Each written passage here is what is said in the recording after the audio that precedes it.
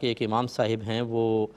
غلط قراءت کرتے ہیں، زبر کو زیر بنا دیتے ہیں، زیر کو زبر بنا دیتے ہیں۔ اپنے پاس سے قرآن میں نہیں ہے لیکن بہت سی جگہ پہ انا اور انا کا اضافہ کر دیتے ہیں، تو ہم کیا کریں؟ کیا ان کے پیچھے نماز پڑھیں یا الگ نماز پڑھی جائے؟ دیکھیں، جب امام اتنی فاش غلطی کر رہا ہو کہ اس میں زبر زیر پیش ہی تبدیل کر دے جس سے معانی مفہوم بہت زیادہ بدل جاتے ہیں،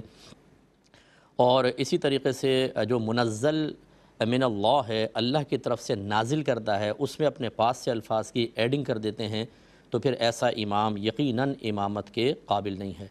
میرا آپ کو مشورہ ہوگا کہ آپ اس پر اپنے قریبی اہل سنت کے دارالعلوم سے باقاعدہ ایک فتویٰ لیں، یہی صورتحال لکھیں اور آپ وہاں دے آئیں، وہ آپ کو فتویٰ دیں گے، یہ کمیٹی تک پہنچائیں۔ ہماری کمیٹیوں پر بھی اللہ تعالی رحمت نازل فرمائے۔ جو اکثر مساجد کی کمیٹیاں ہیں، اس میں بعض اوقات تو ینگسٹرز ہوتے ہیں، بالکل علم سے دور ہیں، اسی طرح پرانے حضرات ہوتے ہیں، جو ریٹائر ہوتا ہے وہ کمیٹی کے اندر لے لیا جاتا ہے انتظامات کے لیے۔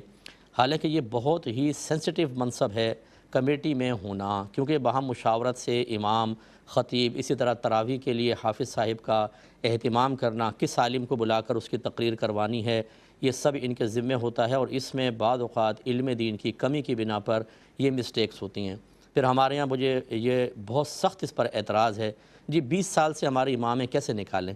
یعنی اگر 20 سال سے امام لوگوں کی نمازیں برباد کر رہا ہے، تو 20 سال اس کی اس نوکری کی لاج رکھتے ہوئے آپ کہتے ہیں کہ مزید لوگوں کی نمازیں برباد کریں، ہم نہیں نکال سکتے، تو پھر آخرت میں حساب کتاب کے لیے تیار رہیے،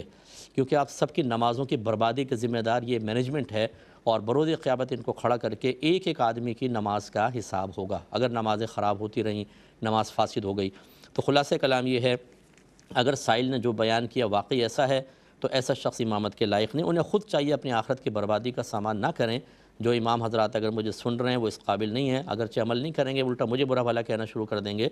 لیکن آپ جب اس منصب کے قابل نہیں ہیں، لوگوں کی نمازیں برباد کر رہے ہیں، آپ کو اتنا خوف نہیں ہے کہ میدان محشر میں اللہ کی بارگاہ میں کھڑے ہو کر جب یہ سارے مقتدی آ کر کہیں گے ہماری نمازوں کا حساب دیں، تو کیسے آپ حساب دیں گے؟ رزق دینے والی اللہ کی ذات ہے۔ یا پھر آپ ایسا کریں کہ آپ اپنی کمی کو پورا کریں، فوراً سے پیشتر، بغیر کسی تکبر، بغیر غرور میں مبتلا ہوئے، بغیر کسی عجب و خود پسندی کے اپنی ایگو کو ختم کریں، اور اپنی کمی کو ختم کر کے پھر کامل ہو کر امامت کی جائے۔